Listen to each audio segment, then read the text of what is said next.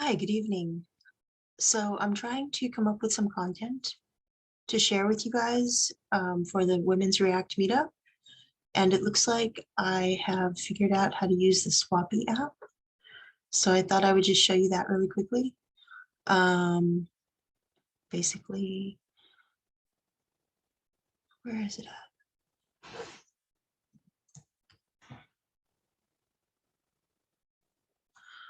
at? One second.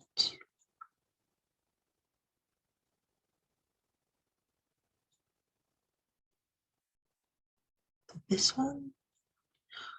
Okay, so SWAPI, the Star Wars API. If we go here,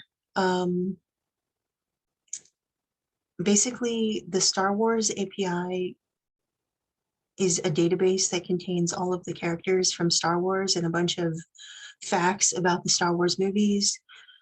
For example, character number 1 is Luke Skywalker, but what if we try people 35 request? And then we got this Star Wars character, Padme Amidala, who is 185 centimeters tall.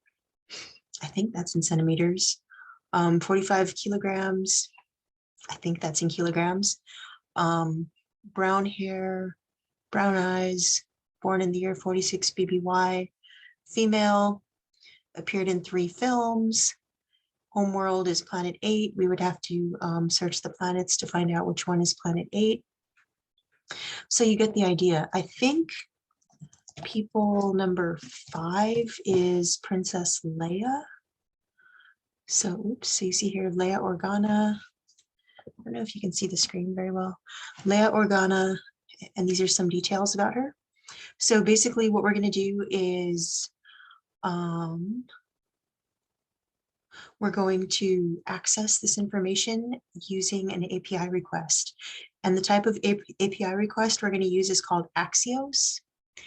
And Axios is like a library that you have to import. So you have to run the import statement in the terminal. npm install Axios.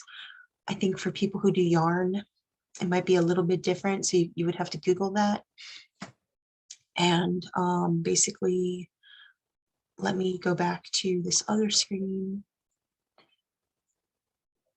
So you see here, I have created a functional component called the Star Wars character. And inside of it, we have, we're using the state hook, and we're also using the use effect hook. These 4 lines of code are state hooks. And so we're going to use year, mass, which is the weight, eye color, and hair color. And I just happen to know that she's the 5th person in their list. So we're doing this const get recipes.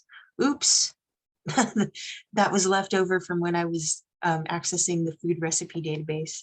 So anyway, that should say like get Star Wars person or something. But anyway, I forgot to change it. So what's going to happen is the API request is going to be made through Axios right here. And it's going to set all of these things to the data that is in Princess Leia's object.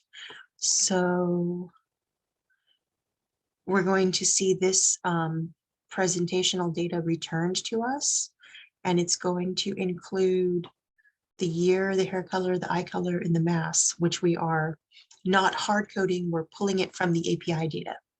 Okay, so let us go ahead and run this code. We're going to open it up. npm start. It might already be open.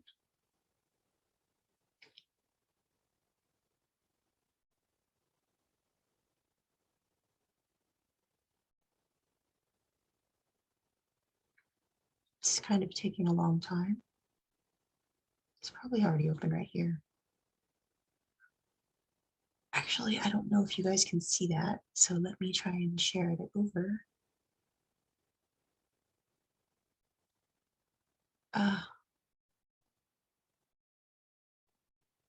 This is what we want. Okay, so basically, if we refresh the page, The use effect hook is going to pull up the data. Now, unfortunately, oops, what the heck? It's going to open again. What the heck? Okay, this one works.